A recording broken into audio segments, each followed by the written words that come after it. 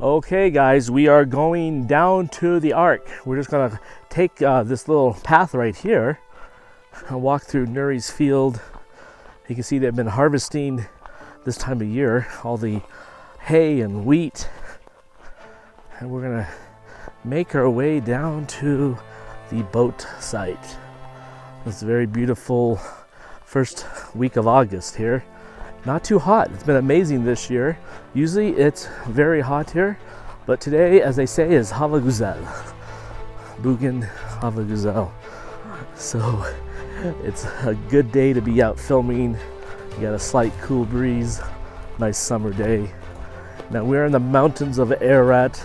This village is called Mashar, which some have said it means judgment or doomsday. And it's interesting that they say the first city built after the flood was named very similar.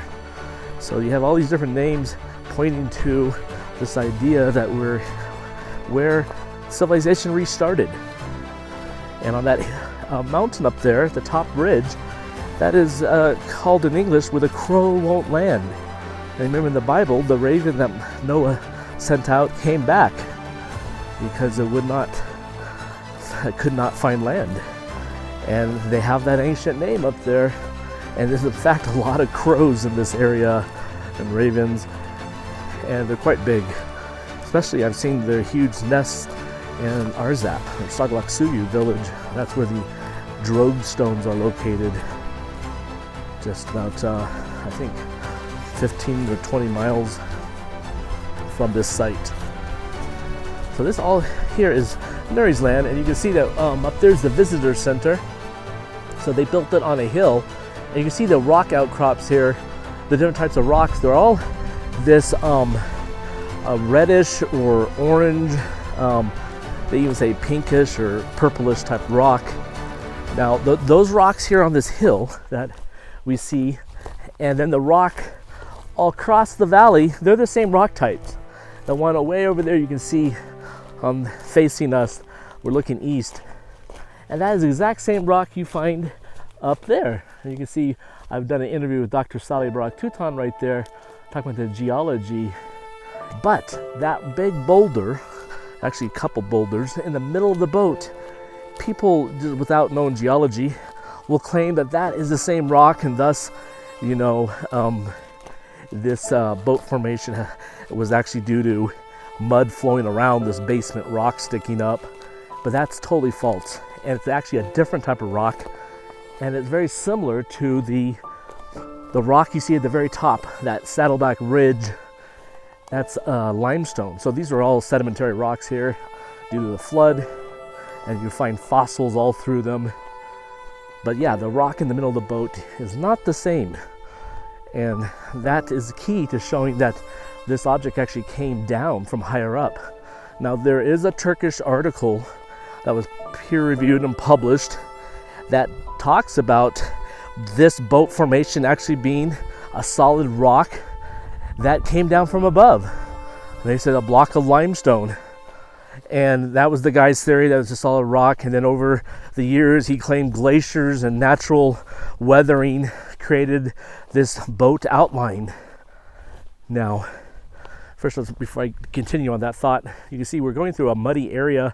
In the summer it's dry, but in the springtime and fall when there's storms, this uneven area is very muddy, and the grass can be very high, especially springtime. And you can get a sprained ankle out here or put your nice shoes in a mud hole. So we're trying to get a hiking path built through this area, so you can walk on a path and not get all muddy or hurt yourself.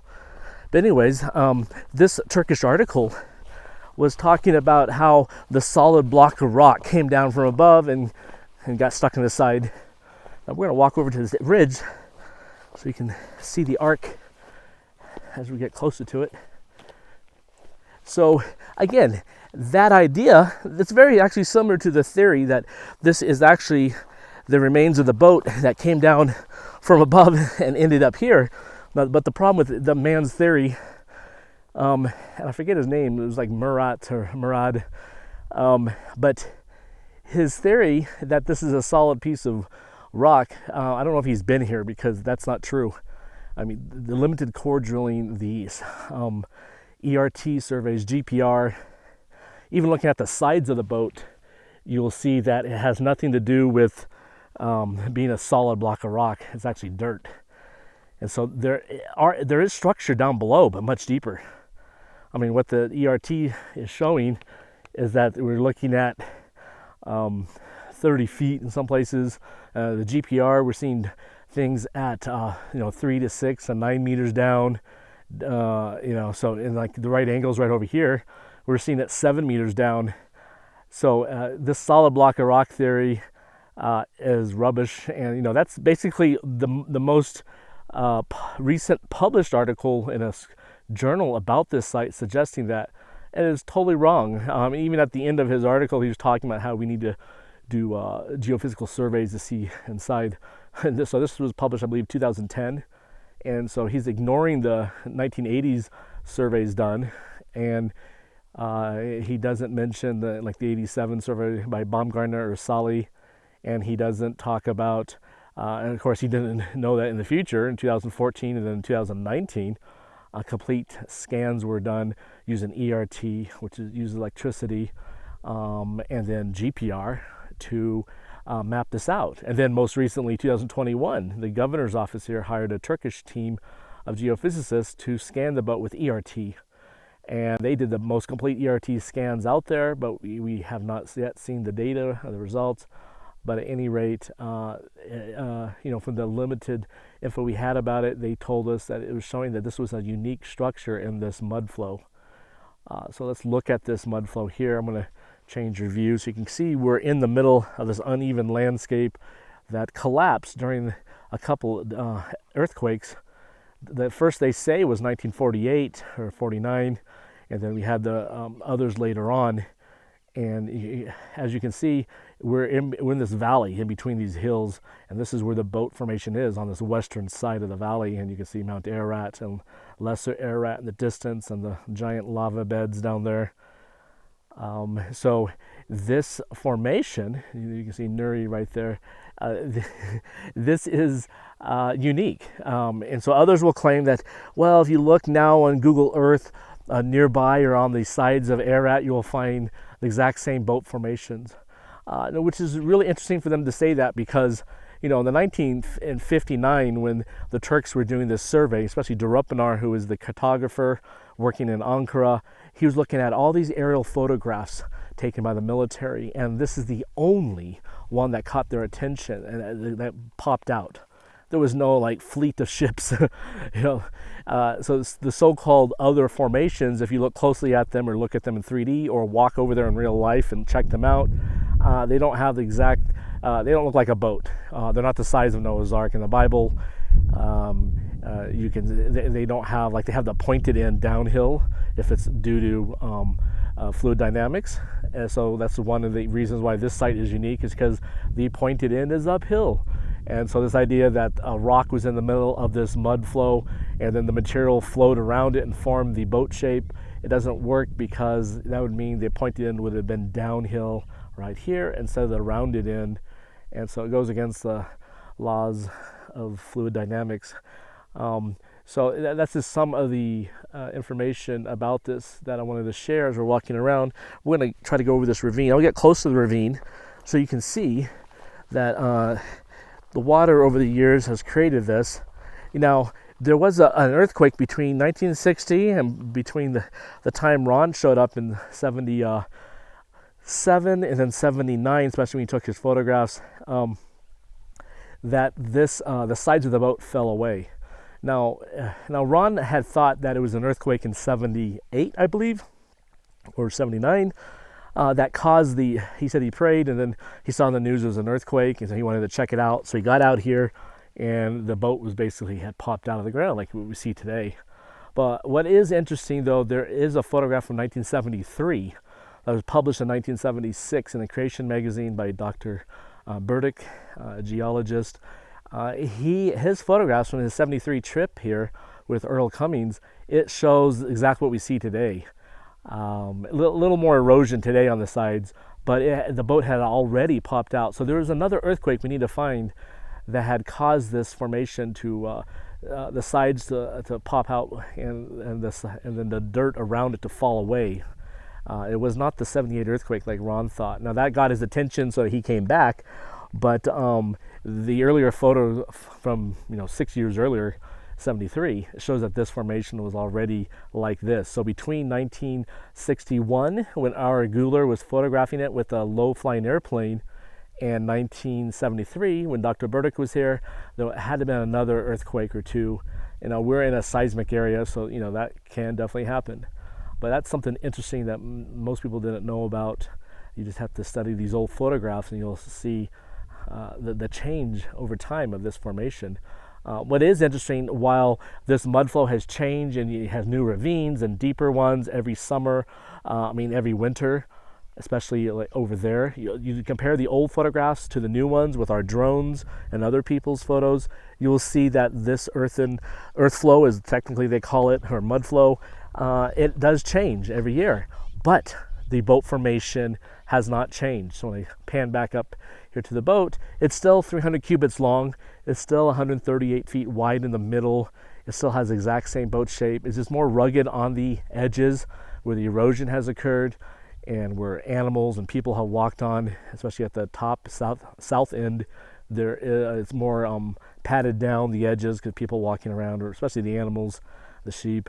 So that's the only thing that's changed. But everywhere around it, the flow and the terrain has changed due to this earth flow. But this boat formation has not fallen apart in that regards, or lengthened or widened. So that does suggest that there's, again, something there holding it together, and it's not a solid block of rock like the Turkish scientists had published.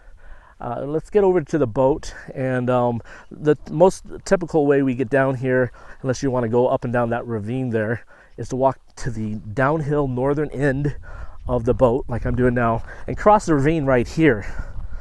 Now again, our future plans would be for this to have a little bridge, because in the stormy weather or early spring, this is actually flowing and you have to jump on rocks to cross it. So you can see this ravine we're going to cross right here. Just got to walk down here.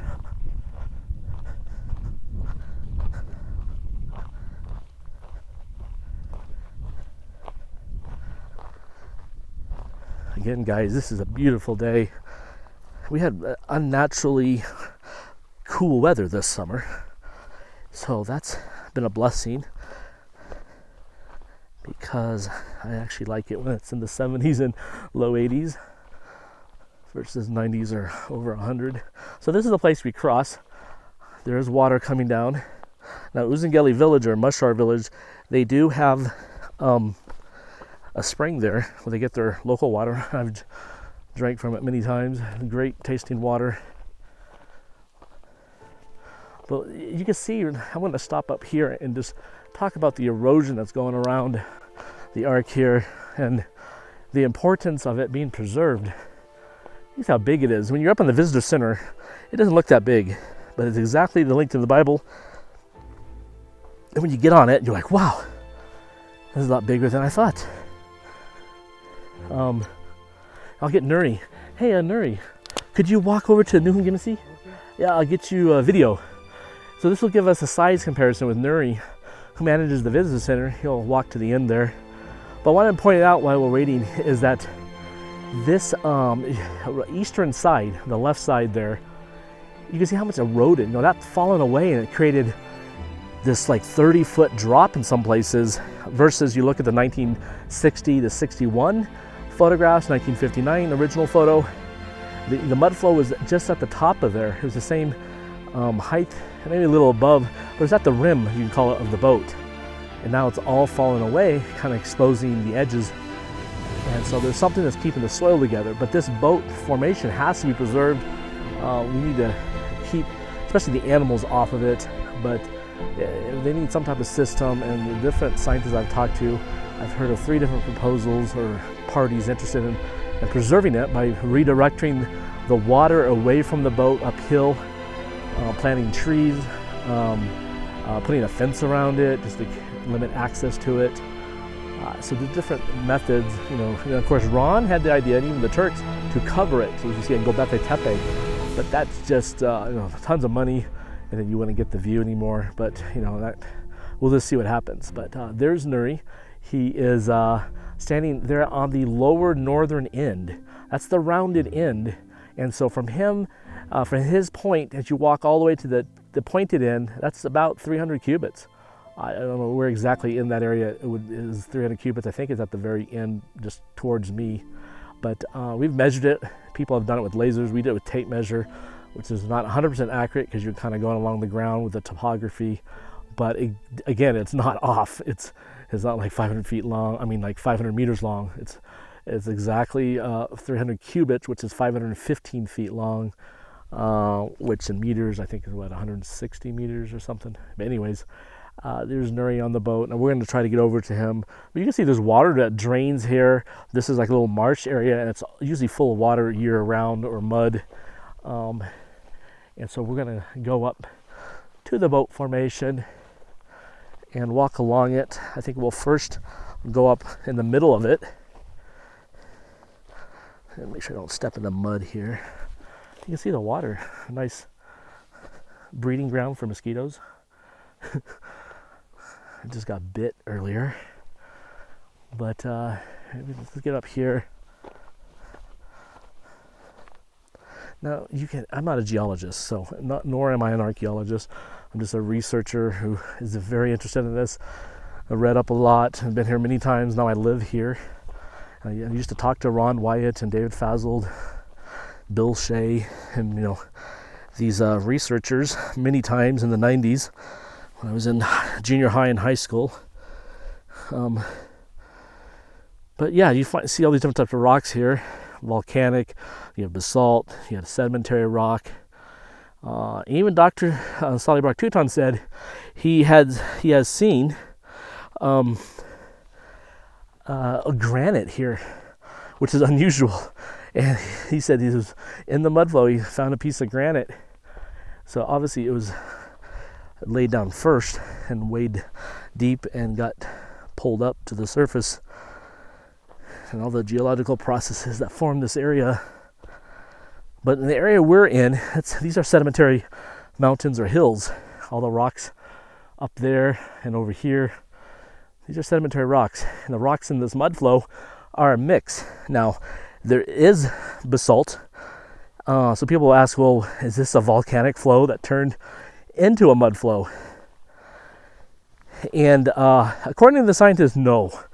The reason why you do have basalt in here is because it was laid down. It's the older rocks, and then during the process of this area forming, we have pieces of it coming up into the mud flow, this earth flow. But this area here, I'll have to post a photo of the geological map. You can see that we're in a predominantly sedimentary area, thus laid down by the flood. And the evolutionists will say it's the Tetra C. That's where we find fossils here. Now we're at the very end of the boat, this north or downhill end, and we're at 6,500 feet, and the valley floor is about 5,000, about a mile high down there, like Denver. And we're 1,500 feet off the ground. You know, when I was here a couple years ago at the visitor center, which you can see up there to the west, actually I had some tourists up there, there was a Chinese tourist who said he was atheist, but he came out here because he said he wanted to see the site, some cultural history for him, even though he didn't believe in God. But he said this was one of the most spectacular views he's ever seen, except for the view on the north side of Everest, coming in from Nepal or something, he said, or Tibet. But he said that was the best view we ever seen, that road going that way. But this road here, and then the valley floor, far below, and then you see Mount Ararat and the smaller volcano, Lesser Ararat, and the other cones. You know, it was spectacular, especially when we were there about sunset, and so you get the golden rays of the sun hitting these mountains of Ararat hills around us and the mountains. Very beautiful.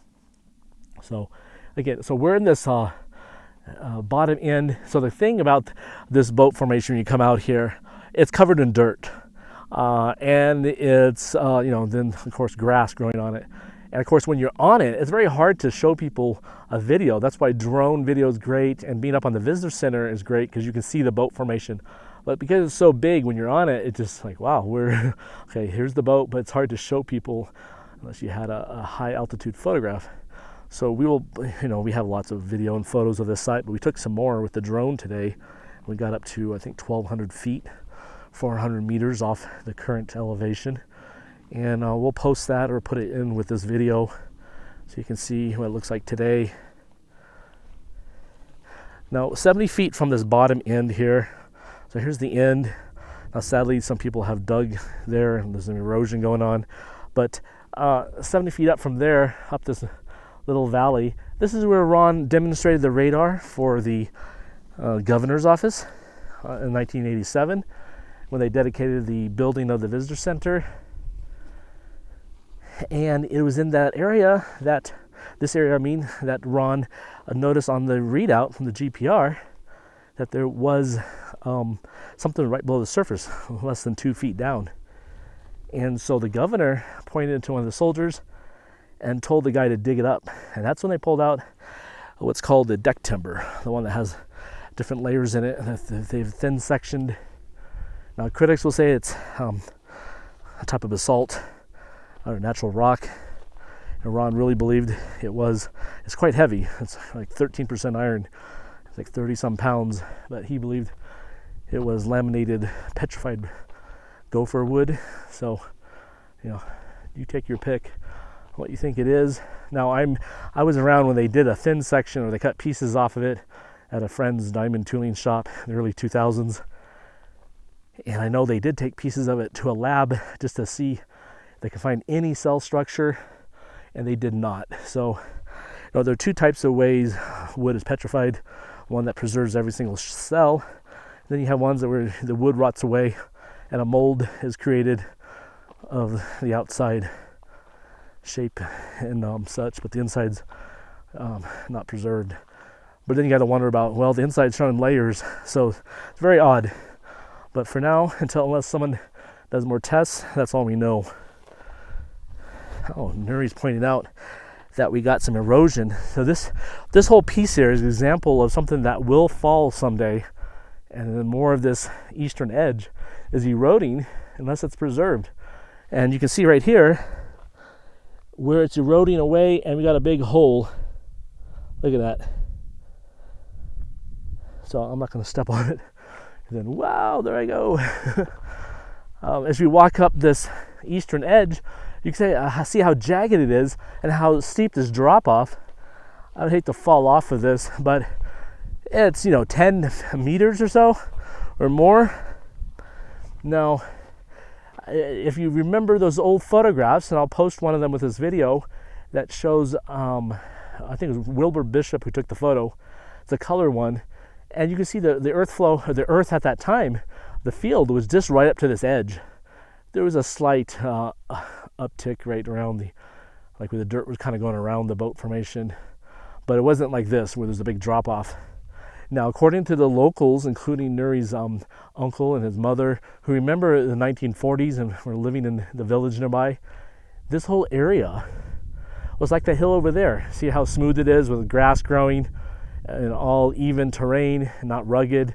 Well, this is how the mud flow was before the 48 or 49 earthquake, and then it just created this this uneven terrain and earth flow because of the earthquake, and it all became unstable. And but it still was, as you see on the 1960 photos, it was still at the same elevation or height as the edge of the boat. It was later on between 61 and 1973, Dr. I forget his first name, but Dr. Burdick's photos that showed the soil had dropped away.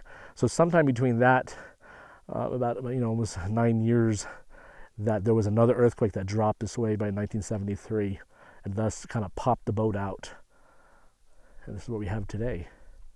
So one thing I want to point out right on this thing here, my first trip here was 1973, and this rock here, I just call it a rock because you look closely, there's different veins. I had Dr. Sally Brock-Touton out here, and he was telling exactly about the different calcite or quartz veins in this thing.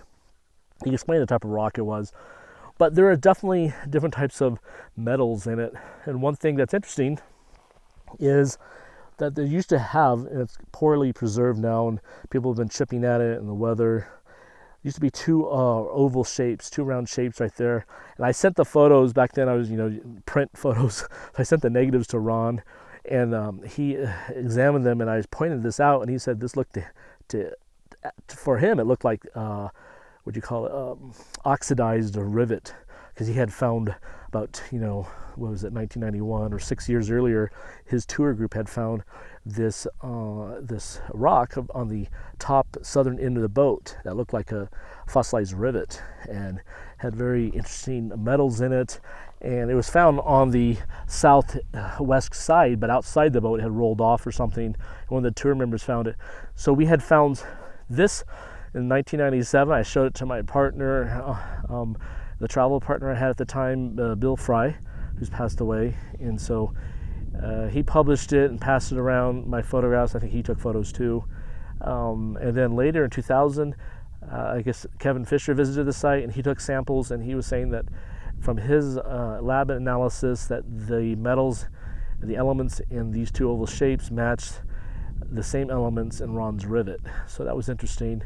I have not done anything with it because I don't have a permit to do stuff like that, so I just take photos and show people. Everyone else takes it apart. But anyways, here we are on this very jagged eastern side of the boat. Now we're looking back at Mount Ararat. The sun is setting. Very beautiful summer day, guys. Now let's continue our journey up. Now, the one thing I want to point out here in this little valley right here, this is where we had shown on the GPR survey in 2019 the linear patterns below, about 9 feet down or 3 meters, and they saw that live while they were doing their work. And that got, of course, that was really special for the video, the film team that were here. They were working for the Discoveries channel, Science Channel, and so they were filming the work being done. And because we got that special results, they were so excited to put that in their film and talk about it. And again, these were people we just hired. They had no interest in Noah's Ark. They were just hired to do a job from America. So it was not like they were trying to prove something. In fact, a number of them were non-believers or atheists. Even the film team, they said they were just agnostic or atheist. But the one producer was so excited that he told his grandmother about what they had found with the linear pattern and that it looked to be man-made. So that was special and she was a believer, so that was special for him to show his grandmother, and hopefully had an effect on him too. But of course, we just recently analyzed those results. We gave it to a new geophysicist, the raw data, and she was able to pull up interesting features we had not seen before. And so I will talk about that when we get to that area of the boat. Let's walk across the valley right here. Again, you see that central hump, and on the east and west sides of that hump are these valleys. I don't know what's in that valley. What's in the hump. Maybe a big rock. Maybe just more dirt that piled up on top of the remains of the boat. Let's get up here.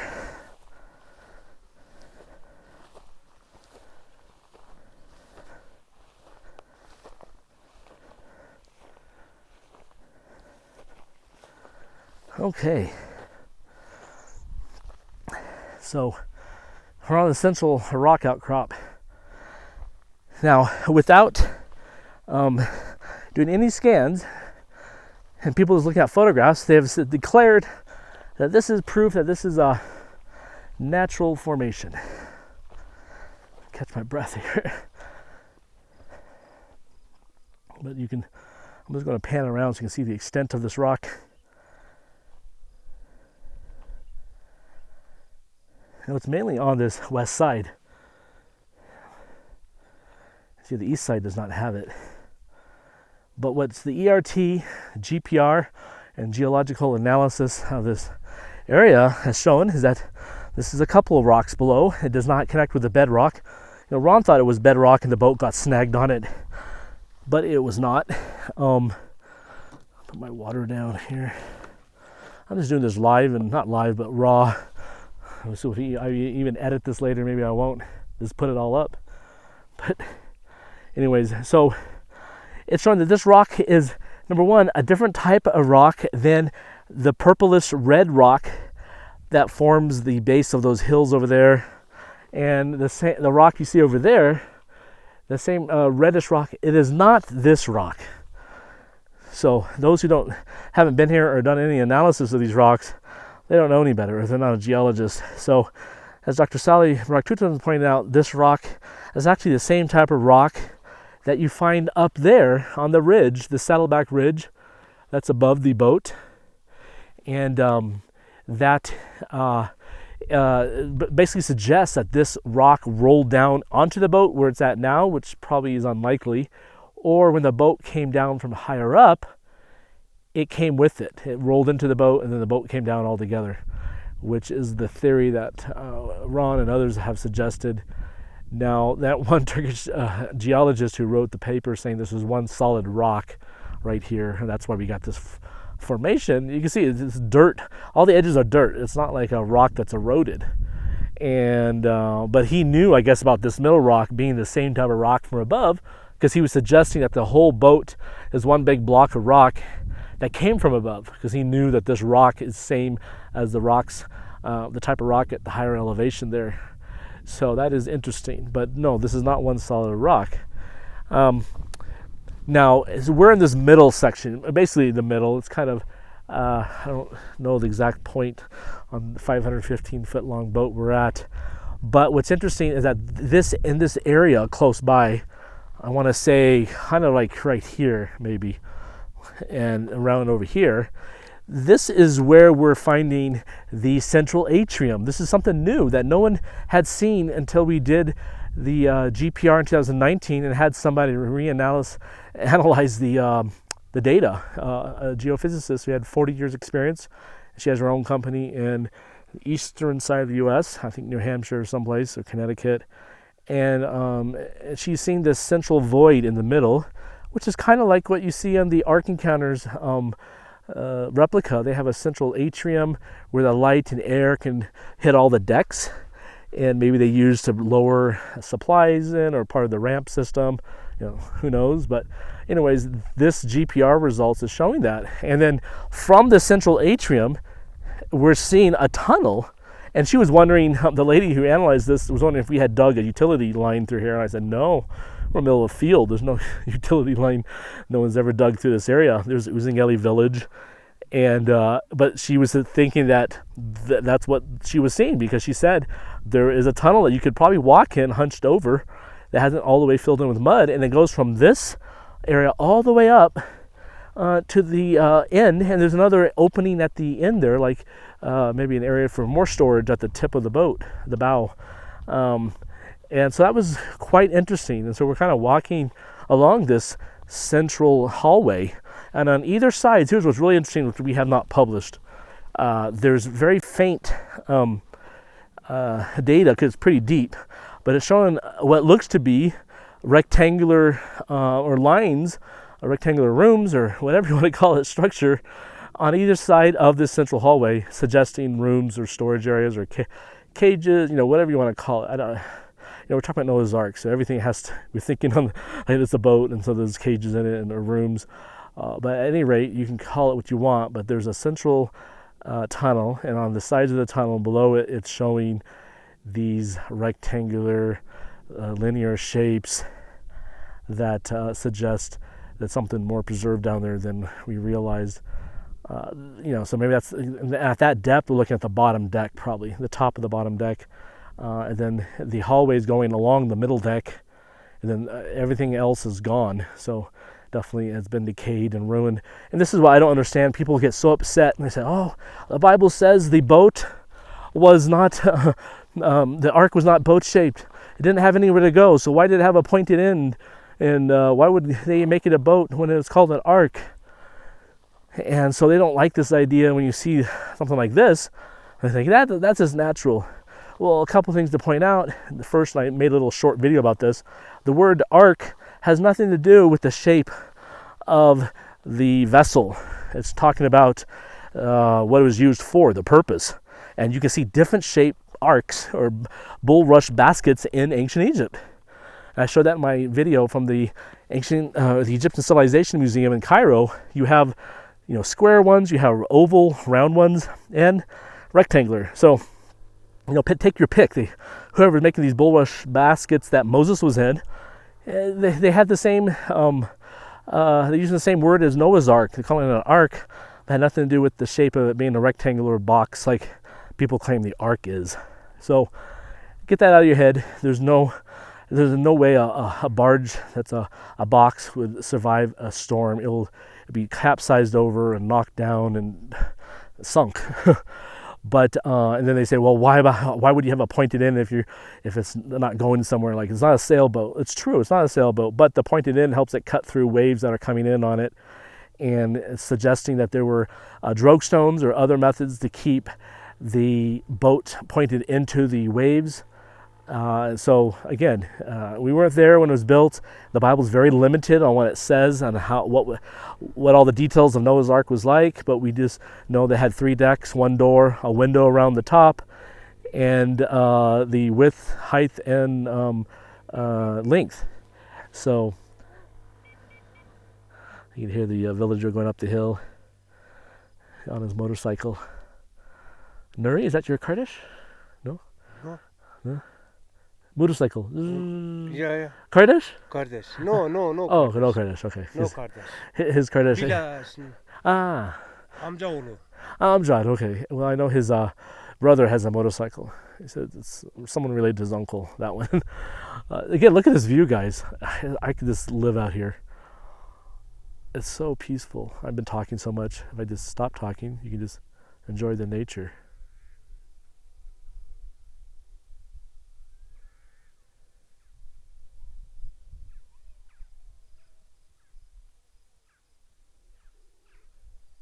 Yeah, amazing out here. Let's get up to the pointed end. Again, this is the uphill, which basically poo-poos the idea that this is from fluid dynamics going around an obstruction in the mud flow, a big boulder or rock, because this pointed end would be downhill. And actually, we found a video that shows fluid dynamics and the different methods and shapes that are formed when you have an obstruction. And it exactly shows what we're talking about. So I don't have the rights to the video, but maybe I can just use a part of it and no one will get upset. Or I'll just link to it in the description. So by the way, this is another damaged area because of the dynamite. If you know the history of this site, the June 1960 expedition, which had George Vandeman, some of his friends and business partners, and then the Captain Durupinar and the Turkish army, they came out here. But the mud flow at that time, the earth flow, was at the top of this. The field went right to the edge of the boat. It had not formed this, 20, 30 foot drop off. And so they were basically walking on the very top of the soil and not seeing anything they liked. So they said, let's just do a quick blasting with some dynamite. Definitely not an archaeological tool. And they blasted right here. And again, here we are, the top end. And then they blasted right over here. And it kind of formed holes that are still there, the damaged areas of the side. And it just blew up rocks and dirt. In their mind, that's all they saw. So they came away disappointed, even though one guy on the trip, who was a scientist, Dr. Brandenberger, who's the photogrammetry expert at Ohio State University, he said they were too negative in their response and that their conclusions should allow for the possibility that there's something here, because in all his career he's not seen something like this in nature, and he didn't think that it could be naturally formed. I think he was right. But But that was what was published in September 5, 1960 in Life magazine, and that's what got Ron Wyatt interested. He saw that article with Rennie Norbergen's write-up and photos, and he was the photographer on the team. And then, the next decade in 1977, Ron finally got out here with his two sons, and that started his journey. And then many others have come along and studied the site. And I think the only people left that are from the 1980s that are still interested is Dr. Sally Brock-Touton. Everyone else has gone to sleep in the Lord or have decided this is not the boat. So the interest, but then it comes and goes. You get new people interested. The biggest thing now, we're just trying to get it preserved, whether they do any excavation or not. We're pushing for more scientific work. The universities, they want to do their own survey. So it's kind of like everyone wants to do their own survey because they don't trust the other guy's data, which is fine, but they need to do it because we need to get past that, and we'd love for them to core drill. So that would get samples of the material we're seeing on the different scans. So one other thing about this pointed end, and we'll walk over here. Let's see, we'll go up to the top so you get the view from the bow of the ship. And then I'll point out one other thing on this eastern side, then we'll head down.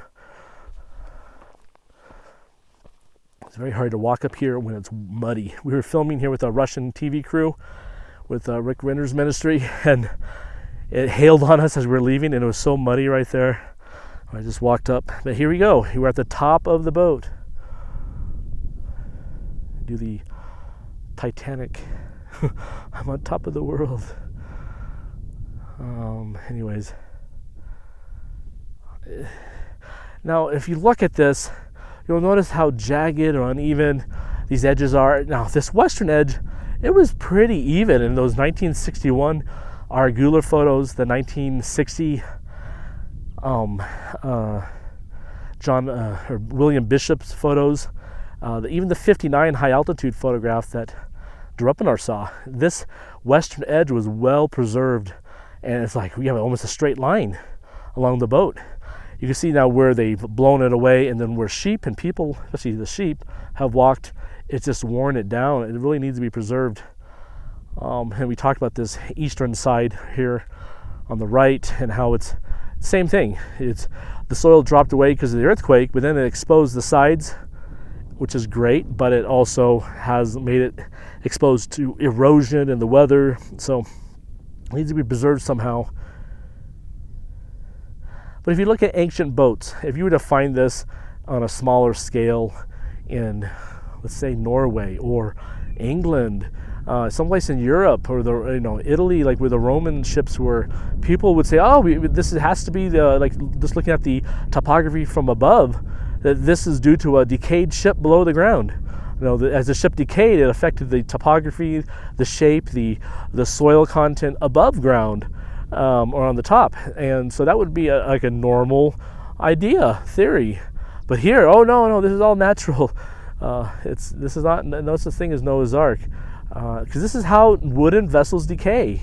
This would be the oldest wooden vessel, if you believe the biblical account of the flood. So again, this idea that only natural processes could form this boat formation is incorrect. I think they should be willing to consider that there is an ancient wooden ship below the ground that would have been the oldest in the world that has decayed and left what we see today. You're not going to find a perfectly preserved barge or even a regular ship the size of Noah's Ark. It's going to be all gone. Now, others have said, well, why are you even looking for the ark? Number one, the Bible doesn't say that it would be preserved until the end of days, that it would be found. The Bible doesn't give us those type of details, and it doesn't mean we're not going to find something. Just like when you're in Israel doing biblical archaeology, if you find evidence for the Israelites living there, or evidence of a royal palace of David or Solomon, or of the Temple Mount, the Bible doesn't say that in any verse that this piece of stone or this building would be preserved until the end of time. So again, we're looking at this logical archaeological processes here, and even geology here. And yeah, with the wooden boat, you'll get a decayed vessel leaving its almost imprint with possible remains way below the ground. That's like seeing the Viking ships, the Roman ships, the Greek ships that have decayed. So you can't say because you didn't see it in the Bible, that doesn't mean it won't happen. Then the other thing they say is that the ark didn't preserve because people took pieces of it, like souvenirs and Lucky Charms type pieces all through the ages, or Noah and his family took it all apart and built homes out of it. Now, this is a huge vessel. If you look at the traditional Kurdish homes here, they actually use stone or cement now, and they rarely use any wood. There's hardly any trees around, mainly, but their flat roof traditional homes have a couple beams of wood, and then they use layers of straw and these reed plants from down the valley below, and they use all of this in mud and then tarp, and they use all of this to make a roof. And most of the time they're hardly in their homes; they're outside. It's not like in America where you're in your home doing all this stuff, and the home is to sleep in. They're outside doing all this work in the field and the gardens or with the sheep. We know Noah, he did have animals and he was growing grapes, so he was kind of like a farmer, someone dealing with cattle. And I don't expect the 8 people on the boat to take the whole thing apart, or their descendants. And then right after that, they spread across the world after the Tower of Babel. And those that left here to go to the plain of Shinar, they didn't take all the wood from Noah's Ark with them. And down there, they used bricks, more and bitumen to make their cities, man-made bricks. So, and then, of course, we do have historical accounts that the boat was still around right up to the time of Christ and maybe even later. These historical documents from Josephus, and he quotes others, Berosus and other historians, talk about a ship that was still preserved, and people, like ancient tourists, like modern tourists today, are coming out to sea. So that does suggest that the giant boat, parts of it was still there, and maybe just the top floor and the roof was gone, or the down, or down to the middle floor.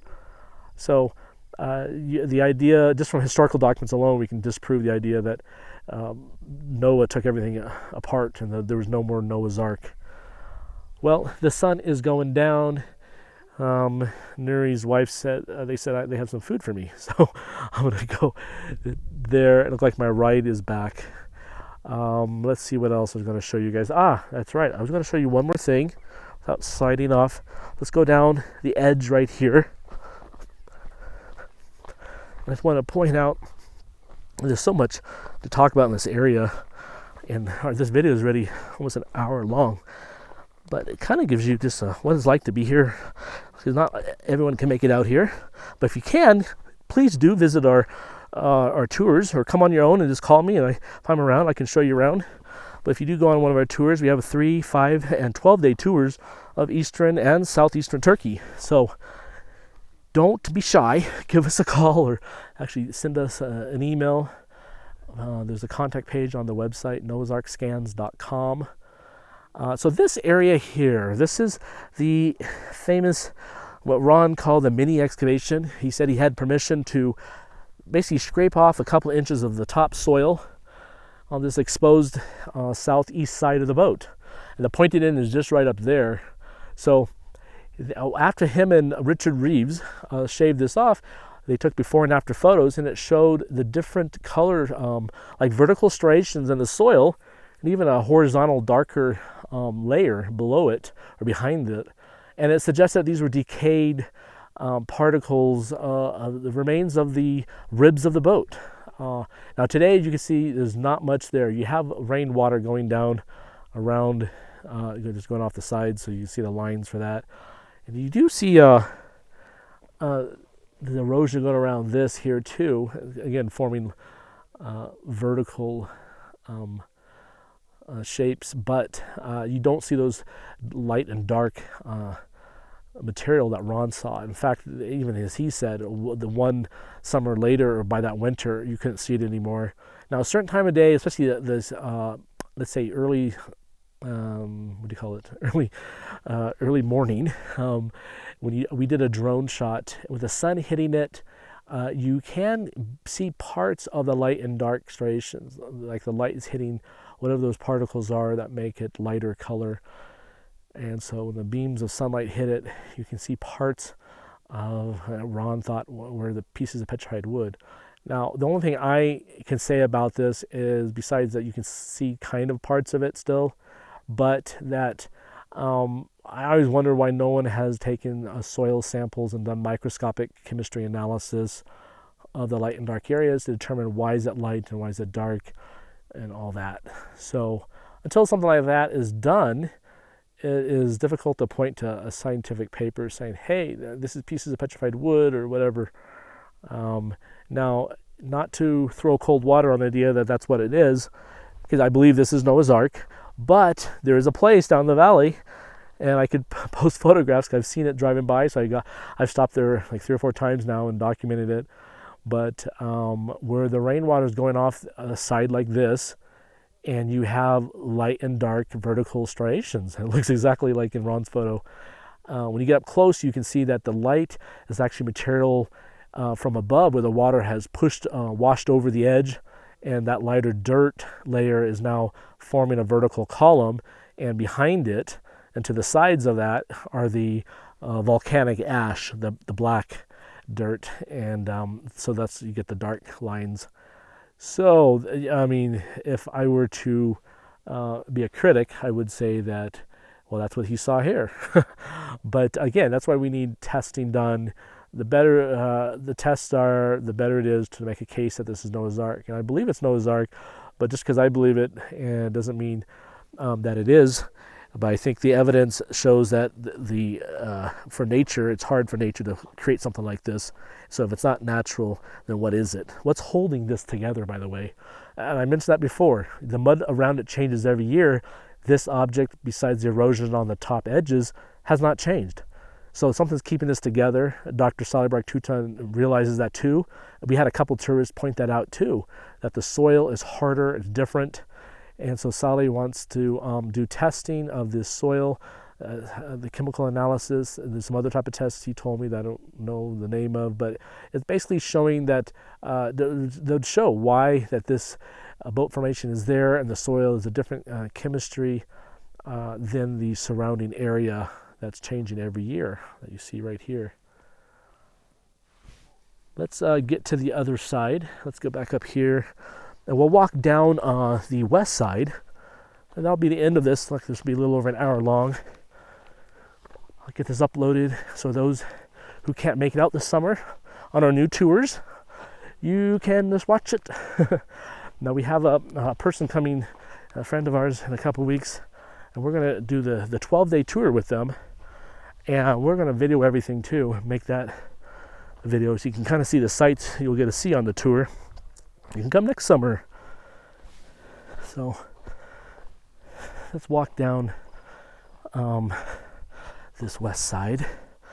And again, I'll post with this video or in a separate post, and I'll link to it, the high resolution photos of this west edge of the boat that, you know, especially in the 1960s, 59, 60, 61, it was such a clean edge. There's the edge right here. And so it's eroded some, and sheep walk all through here. But, you know, how did nature form something like that in the middle of all this rubble of a mud flow? Now this area has slowly kind of, because of the sheep and grass here, so this one here is not as rough as the ravine around it, especially on the east side. But if you look at those old photographs, 59 and the 60s, this area here was just as rough. Now it's kind of smoothed out. So it kind of throws some people off when you're up at the visitor center and you see this this side. You're like, where's the boat? Because this edge is not as defined anymore. And then you have this edge along the creek bed. And so people get the idea that that is part of the boat over there. And it's not. In fact, Ron in this area, he claimed he had done GPR and metal detector surveys just to see if there's any pattern out here, and they didn't get anything. So, in fact, that's the most interesting thing about the 2021 ERT survey by the Turks, is that they did, like their cable, for example, compared to the 2014 ERT survey that John Larson did, their cable was 3 times as long, 500 meters. or I think it was about 1,500 feet. And John's cable, I want to say it was 550 feet long versus 1,500 feet. And on top of it, John only focused on his 10 scans inside, like the boat itself. He did go a little past it with the 3 cross scans, but it wasn't like that was his focus. Now, these scientists that were working on the 2021 scans, the Turks, they took that 500 meter, 1,500 foot cable, and they did 39 scans, not 10, not like it was done in 2014, but 39, and they went way out here into the mud flow, this area here, and the other side of this earth flow, and they wanted to see if this was unique, this boat formation that's sitting here, and compare it to the surrounding terrain. And the only way to do that is to survey all the way around it, and not just focus on the boat. So, sadly, we have not gotten that data, and I'll have to do another video explaining all the ins and outs of that, but right now it's just something on the to-do list.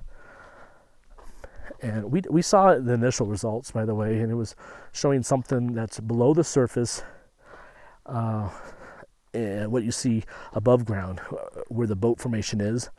Just below it, something different compared to the terrain all the way around it, that suggests that this object is not part of the terrain. It's not just a random rubble.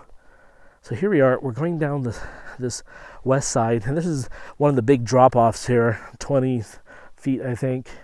And this is where the soil, fell apart, fell away from these sides of the boat. And I'm going to try to get down this hill without slipping and sliding.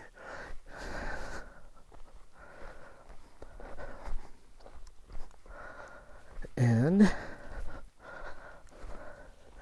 let's get over here. I'll tell you a couple more stories. We're making our way back to the visitor center. Okay, so, and we point this out on our tours, and anyone who wants to come out here to film, we show them this. But now there's 2 different stories on this, and only recently I heard of the second story. So the one story I always heard was that Ron drilled this, and then later they pulled out material, and in that matrix, they put it in a plastic bag and took it back to the U.S., and they drilled, 10 feet in or something. And that matrix of material that had pulled out, they found animal hair, like reddish animal hair, a possible man-made fiber. Like it had fiber optic qualities because the light was going through one end, out the other. Very small though, I forget how many millimeters, but it was like a fiber that it was man-made. And so that was drilled in here into this west side, about 20 feet down from the top. It might be even almost the bottom of the valley, the same elevation. Because on the other side of this is the valley where we found the right angles. That was 7 meters down, or 21 feet. But anyways, I was showing this to someone, and I had Dr. Sally with me. And Sally said, wait a minute, no. He said, I drilled this hole in the mid-'80s. And he went in about, I want to say a couple meters, or maybe it was 10 feet. But he said he was the one who drilled it. So maybe Ron later came in and pulled material out. I don't know. But that then brings up the question about, well, if it's exposed and open like it is now, between the time they drilled it and between the time they actually, I forget who, there's Mary Nell or somebody stuck their hand down there to pull out the material, it's been exposed. Animals could have come and gone, and who knows what else. So that I need to figure out who's, sadly Ron's passed away. But, Dr. Sally, he had some of his stuff taken or lost and all these different moves. And so not like he has a bunch of photographs of his work out here. He does, but it's all in storage, he says, storage units. But again, it's just very hard to find some of the old information about this. Anyways, there's 2 stories. Dr. Sally's claiming he drilled this, and then Ron said he drilled it. We don't know when the material was pulled out compared to the time frame it was drilled. That is the story of that. It's just still interesting that they drilled there. And then right here, the other thing I wanted to point out, and again, we're running out of time, so I'm just making this quick. This is where John Larson was doing his ERT, and this is one of the 3 cross scans. and the one that went, it was right near this hole, according to the photographs, and they were putting the iron or steel pins every 2 or 3 meters for that scan. And so as they were trying to put the pins up this side of this cliff, or this edge, they were hitting a solid object 2 or 3 inches in the ground, and it was 2 feet wide, and it was bending the steel pin. Like, they couldn't penetrate this solid vertical rock. And maybe the soil, the water's running off, is going around it. I don't know. You can see there's kind of like a 2 foot wide vertical edge there. And so at any rate, later when they did the analysis, when John got back with what was below the ground and he analyzed his data on the computer, it was showing a vertical, different resistive structure, vertical, going up and down, right here in this area, with right angles coming out on the other side, suggesting floor joists, as Ron called them, but suggesting that it was man-made, like you have these right angles. So if you ever have a permit, this would be one place to do a mini excavation and just scrape off a couple of inches of the soil so we can expose whatever that hard material is that they could not penetrate with the ERT pins.